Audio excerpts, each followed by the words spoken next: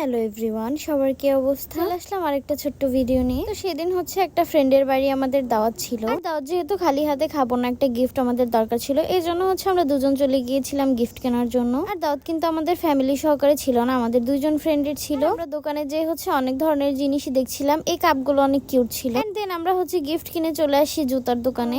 কিন্তু shoes collection দেখতে অনেক বেশি ভালো লাগে। সেরকম জুতা আমি আমাদের এখানে খুঁজে পাই না, মানে আমার যে ধরনের ডিমান্ড থাকে আর কি। আমি একটু দেখছিলাম, নরমালি জুতা তো আমি এখান থেকে কিনি না আর কিনবো না। এখানে আমার ফ্রেন্ড আমাকে বের করে দিচ্ছিল এক এক পায়ের এক একটা এক এক সাইজের এক একটা। আমরা দেখছিলাম, খুব মজা করছিলাম বেশি জুতা নিয়ে, কারণ 4 জন মিলে ছিলাম আর একজন গিয়েছিল আমাদের সাথে জুতা কেনার জন্য। ও জুতা কিনছিল আর আমরা আমাদের মতো সব পরে পরে ট্রায়াল দিচ্ছিলাম। আমার যে বান্ধবী আমার সঙ্গে গিয়েছিল, আমি ওকে এই জুতাটা কেনার জন্য অ্যাপ্রোচ করছিলাম, কারণ ও বলছিল ওর জুতা নাকি ছিঁড়ে গিয়েছে। আর আমরা কিন্তু ম্যাক্সিমাম টাইম সব শপিং মানিকগঞ্জ থেকে করে থাকি। এটা আসলে ছেলেদের জুতা নাকি মেয়েদের জুতা, এটা নিয়ে আমি একটু কনফিউজ। আমি কিন্তু এটা মেয়েদের জুতা ভেবে বসেছিলাম।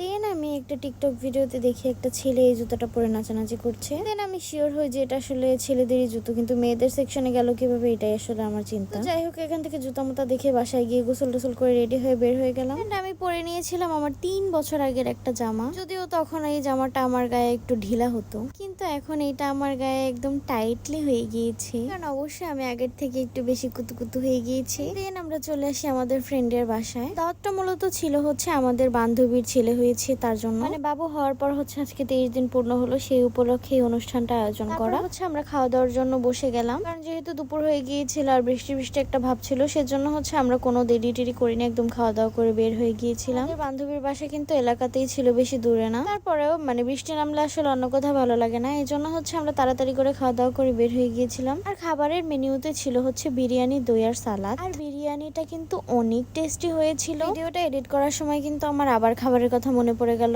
আর এমনিতেই ক্ষুধা লেগে গেছে। বিরিয়ানি জিনিসটা কিন্তু আমার কাছে এমনিতেই অনেক ফেভারিট, আমাকে বিরিয়ানি লাভারও বলা চলে। আর বিরিয়ানি খেলে কিন্তু এমনিতে পরে ভালো লাগে না। তারপর আমরা হচ্ছে একটু পান নিয়ে নিয়েছিলাম খাওয়ার জন্য। এরপর আমরা একটু দোকানে গিয়েছিলাম কোক কেনার জন্য, বাট দোকানটা অফ ছিল বিধায় আমরা কোকটা কিনতে পারিনি। এজন্য হচ্ছে আমাদের আর কোক খাওয়া হয়নি, পান দিয়ে কাজ চালিয়ে নিতে হয়েছে। কিন্তু অলরেডি পানটা মুখে দিয়ে দিয়েছিলাম। এদিকে হচ্ছে তাড়াতাড়ি করে বাড়ির উদ্দেশ্যে আসছিলাম, কারণ অনেক বেশি বিদ্যুৎ চমকাচ্ছিল। ভিডিওটা কেমন লেগেছে সবাই অবশ্যই কমেন্ট করে জানাবেন। টাটা।